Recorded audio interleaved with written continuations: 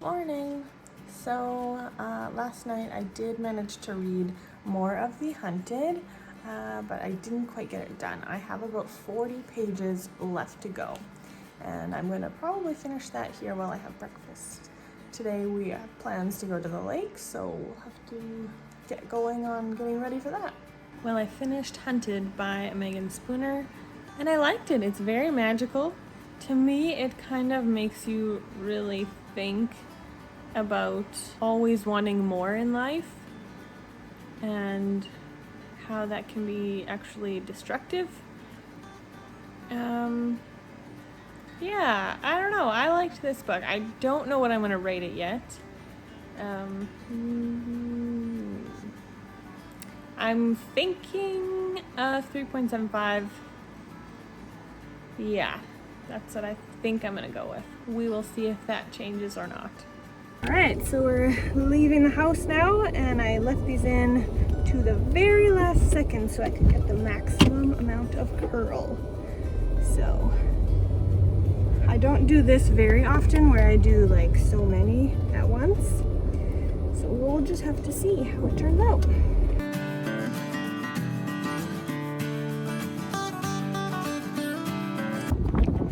Okay, so my honey is just getting some gas for the car. I'm just gonna walk over to the grocery store nearby and pick up a few things, and then he'll pick me up there. And this is what my curls did. And I think I'm feeling it. I think so. They will flatten out throughout the day, so yeah, I'm gonna leave them. I'm gonna let them do their thing.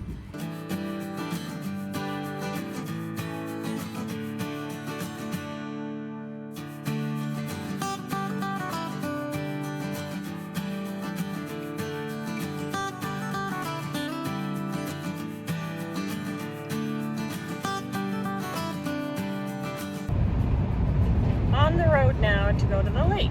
I am hoping I can finish A Long Walk to Water. I haven't read this book in a couple of days, and I am almost at the halfway mark. So hopefully that goes really quick.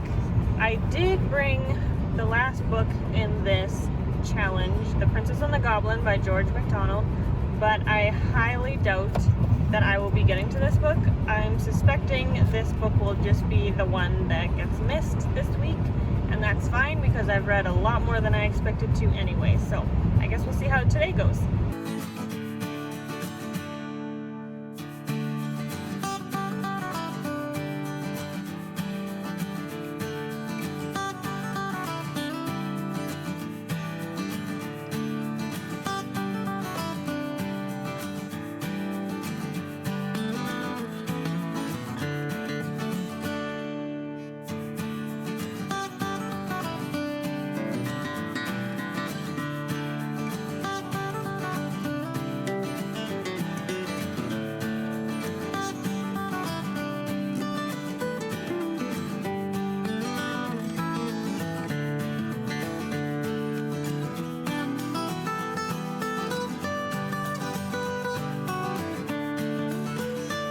Man, am I ever tired. I am going to be leaving the lake early.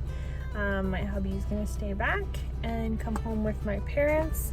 I got a little farther done A Long Walk to Water. It is kind of heavy because these poor kids go through so much trauma, and it's just their everyday life, and it's so hard. But yeah, I do plan to finish this book tonight yet when I get home. But so I won't be able to realistically finish The Princess and the Goblin because that's like, it's a physical book, and by the time I get home I'm not gonna have that much time to finish a whole new book plus a third of that book. So the plan is, I found The Adventures of Robin Hood on audio, and it's only 2.5 hours, I think. So the drive home is about an hour. So I think I'm going to just put that in and potentially finish The Adventures of Robin Hood to finish a book that starts with the, and then I will have finished the entire readathon, which would be awesome. So yeah, let's just go home. Goodness gracious, I don't know what's happening this week, but so I did end up finishing The Adventures of Robin Hood by, oh, who was it by?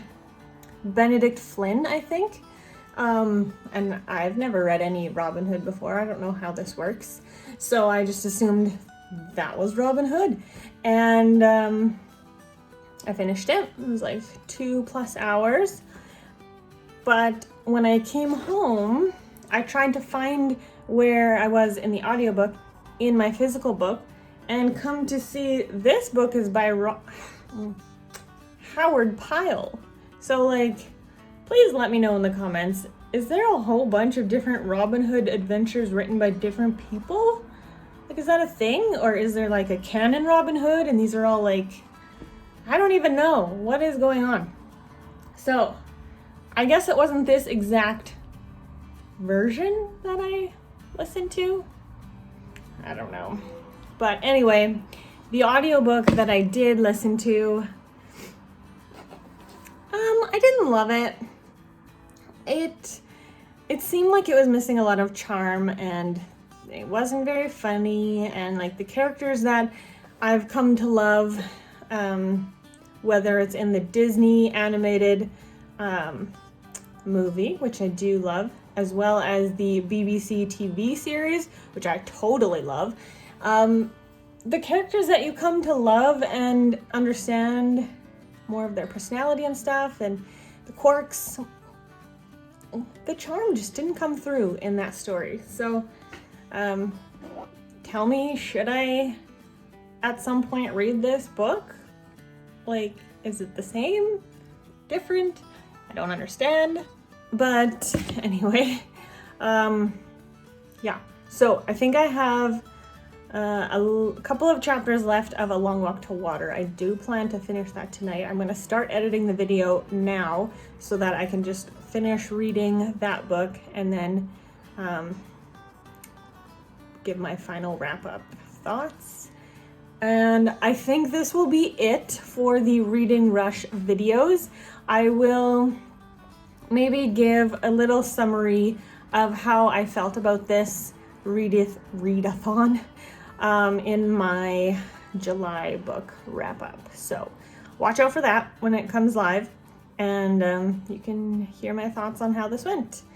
So yeah, I guess I'll just continue reading. Actually, before the sun goes down completely, I wanted to show you guys what we worked on yesterday when we were working outside all afternoon. So we've mapped out this section. This is where we're going to put these cement blocks, and then we're going to put our recycle bin and garbage bin there, and it'll be nice because we're going to have a gate here and it will kind of hide it when you walk through. So these are the bins, and we did some touch-ups with the turf. We had some extra turf, and we had some extra areas of dirt that needed to be filled in. And then back here, this was all full of like junk and scrap wood and whatever, and we put this together. This is gonna be our wood storage from now on, and I really like how it came together. These are the pieces that are a little bit longer. Excuse the traffic sound. These are the pieces that are a little bit longer, and then these ones are a little bit shorter, and there's enough space in here just to turn around. And then when we're loading up, we can just bring the wheelbarrow up to here, and then we can just like unload, you know? So that is something that I'm pretty excited about. I think it turned out really good. At some point we will be putting some kind of roof here so that obviously in rain and snow it will stay as dry as possible. So that's the work we did yesterday, and I'm pretty happy it came together relatively quickly. Ooh, on my way into the house, I'm seeing this guy looks pretty ripe and ready to go. I finished it, and I have to say, like, I wish I would have read it like within a day or two, because The whole stop and go thing throughout the whole week kind of took away from the experience. I would totally recommend this book for trying to think of an age group that I think would be appropriate, because there are some scenes that are described that are like fairly violent, not too descriptive in gore, but it's a harrowing scene and a traumatic thing to witness. So I guess you just have to determine your child's maturity, I guess, but I would totally recommend this.